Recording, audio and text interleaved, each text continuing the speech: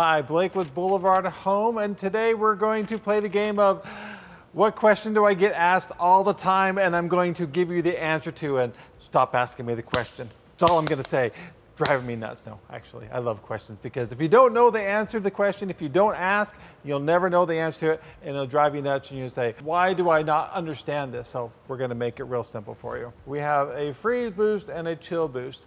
The question we're going to talk about today is, why are they on your refrigerator and what's the purpose of them? Because I don't want to read my owner's manual to find out. They're going to tell me, but I actually don't know what it does, so I'm not going to touch them. I'm your man. On these products, you have these buttons, and basically what it does with the refrigerator, if you have a load of groceries and you're bringing them home, you've been out grocery shopping, they've kind of warmed up in your car, you want them to chill down quickly, you think, okay, well, let me put them in the refrigerator because that's what the freezer boost's for. I'm going to put it in the freezer, I'm going to put my warm stuff in the refrigerator. Now, I want this stuff to kind of get cold again because I've had it out for a while. It's been in my shopping cart, wandering Costco, and you know how long it takes to get through Costco or through Sam's Club, or we have a lot of other places around here, Smith's. When you're done wandering the aisles and taking your little scooter through it, you know, the old people beep, beep, you know, with their little scooter running through the aisles. I love you guys. I love all of you. Sorry. No offense. My mom's one of these people. I make fun of her. Your groceries are warm, so when you get home and you put them in the freezer or the refrigerator, you can press these buttons on the refrigerator. Now, you're going to say, all it does is light up, but it doesn't do anything. Well, it actually does. What it does internally in the refrigerator is it actually lowers the temperature in both the freezer and the refrigerator section, respectively, depending on the button that you push. And what it does is it lowers it, and it may possibly even, depending on the manufacturer, speed up the evaporator fan if it's a variable speed fan. Basically, it's going to make that area colder than it needs to be for a time limit. Now, what the time limit is, it depends on the manufacturer. It can be anywhere from 2 to 4 hours. This is the kicker.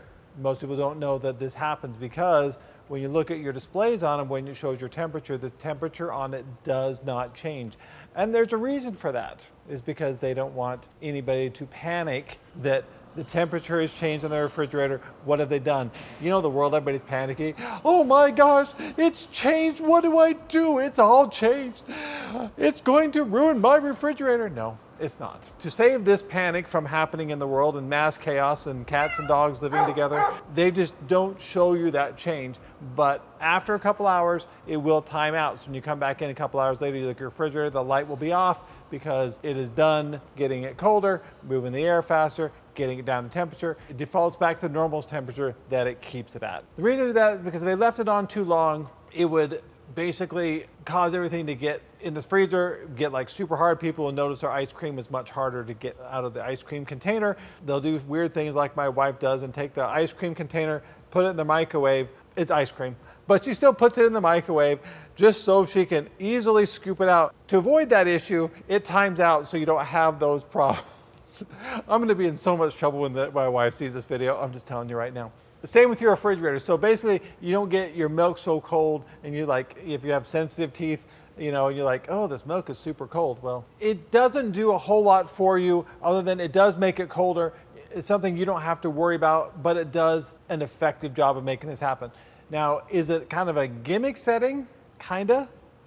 I guess you can put it that way, because you can achieve the same desired effects by going and changing the temperature down a couple degrees in both sections, or the section you're concerned about, you can change it down for a couple degrees. A few hours later, you can bring it back up. It's the same pretty much effect, except if you have models that speed up the evaporator fan, it won't speed that up, but as far as the temperature, is something that you can actually do yourself. And this also works kind of with the Ice Plus. If you ever have refrigerators that have the Ice Plus setting, that's kind of what the Ice Plus does for you. It will increase the fan speeds to the ice maker. It will also make the ice maker section, whatever that is, colder. And that's why the Ice Plus also times out, because they don't want the freezer section to get too cold, because that's where it's getting its cold air from. Thanks for watching this video. It's kind of a little bit shorter, but these are questions always asked. Hopefully I've answered it for you, and hopefully you know the purpose of these buttons now, and you can utilize them. Take your refrigerator and use it to its potential that it's built for, because they do these things for your convenience. Subscribe, hit that big subscribe button, because you know you love to see me, so hit that subscribe button and watch my other videos. Got a lot of great other videos, and so do we as the company. Thanks again for watching, and we'll see you again real soon.